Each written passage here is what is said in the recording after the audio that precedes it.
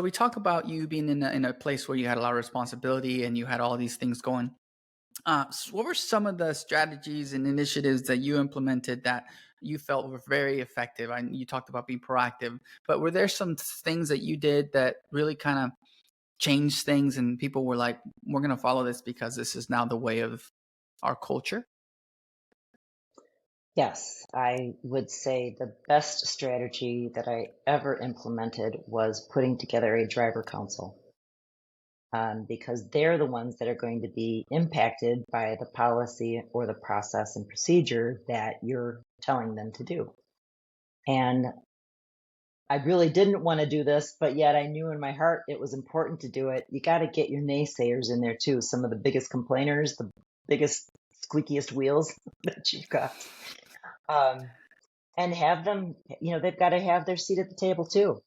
And once they're sitting with a group of their peers, it wasn't always pretty, that's for darn sure. And you learn how to facilitate rather quickly. But getting them, the drivers involved and from different regions across the nation was invaluable because they came up with things of way of communicating or how they'd like to get information or what they could digest easily and what they needed to hear and what could help make their jobs easier. So that was just gold, absolute gold. And then they can talk to their managers and their managers know that their drivers are involved. It's not always possible in every situation, and it's something that you need to change out because you need to let different people have different voices at the table. And depending upon the size of your fleet, that'll drive that type of engagement. And it's not something you have to do monthly. I mean, you can do it quarterly, you can do it once a year.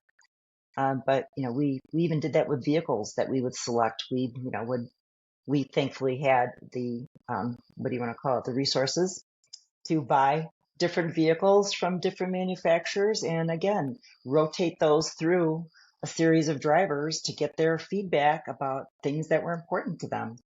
And it was interesting. For as much as the drivers thought they wanted change from the vehicles we were purchasing, they all came back to the vehicles that we were purchasing. So letting them have a voice is very important.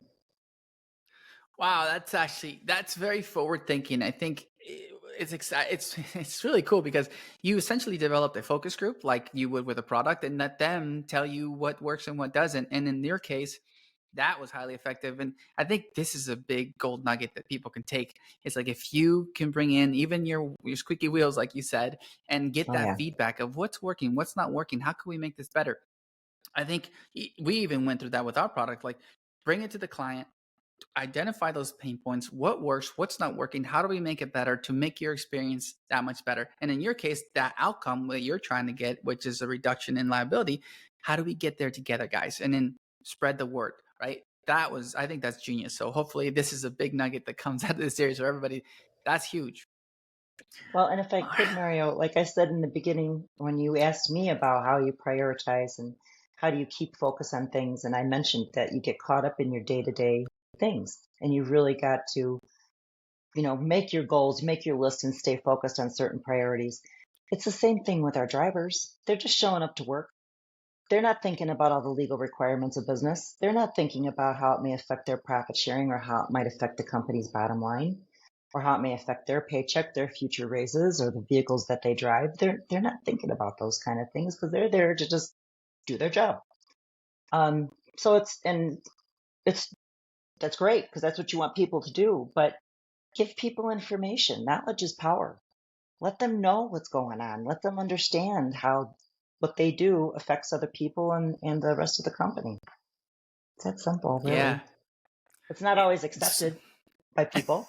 It's not 100%, but 99 is better than, nothing. Yes, well, and you talk about keep it simple, right? A lot of companies, I think a lot of organizations try to overcomplicate things. And if you go back to simplicity, a lot of the simple stuff works. You just have to exercise it and be consistent with it. Otherwise, it just falls off the wagon, just like anything else.